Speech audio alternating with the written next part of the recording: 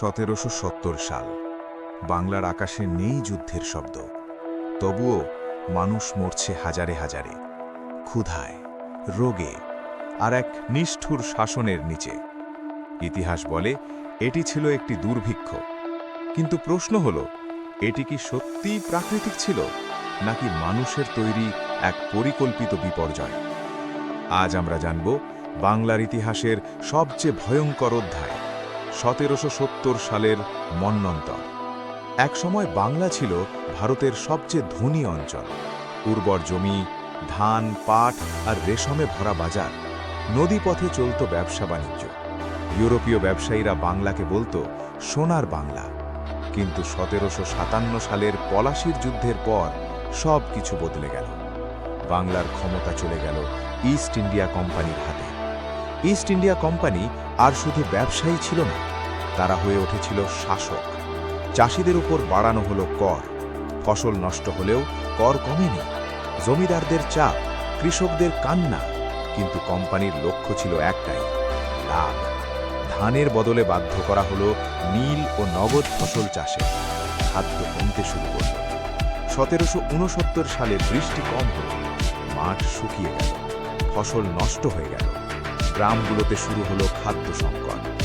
মানুষ আশা করেছিল শাসকরা সাহায্য করবে, কিন্তু কোম্পানি কর আদায় বন্ধ করেনি। গুদাম ভরা শস্য রপ্তানি হচ্ছিল বিদেশে, আর বাংলা ডুবে যাচ্ছিল ক্ষুধায়। 1770 গ্রামের পর গ্রাম খালি হয়ে গেল। রাস্তার পাশে পড়ে আছে মৃতদেহ। ক্ষুধার্ত শিশু মায়ের নিথর দেহ আঁকড়ে ধরে আছে। মানুষ গাছের পাতা খাচ্ছে, কেউ বিক্রি করছে নিজের সন্তান। ইতিহাসবিদদের মতে প্রায় 1 কোটি মানুষ মারা যায়। বাংলার 1/3 জনসংখ্যা চিরতরে হারিয়ে যায়। সবচেয়ে ভয়ঙ্কর সত্য হল, এই সময়েও কর আদায় চলছিল। কোম্পানির কর্মকর্তারা লিখেছিল, রেভিনিউ মাস্ট কন্টিনিউ। মানুষ মরলেও লাভ বন্ধ হয়নি।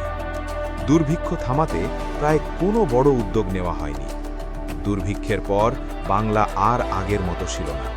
চাষের জমি পরিত্যক্ত, গ্রাম উজাড়, অর্থনীতি ধ্বংস। কিন্তু ইস্ট ইন্ডিয়া কোম্পানি আরও শক্তিশালী হয়ে উঠল। এই দুর্ভিক্ষই প্রথমবার ব্রিটিশ শাসনের নিষ্ঠুর মুখ দেখায়। 1770 সালের মন্বন্তর শুধু একটি প্রাকৃতিক দুর্যোগ ছিল না, এটি ছিল লোভ, অবহেলা আর শোষণের ইতিহাস। কখনো কি ভেবেছেন, যদি মানুষকে বাঁচানো হতো তাহলে কি ইতিহাস অন্যরকম হতো?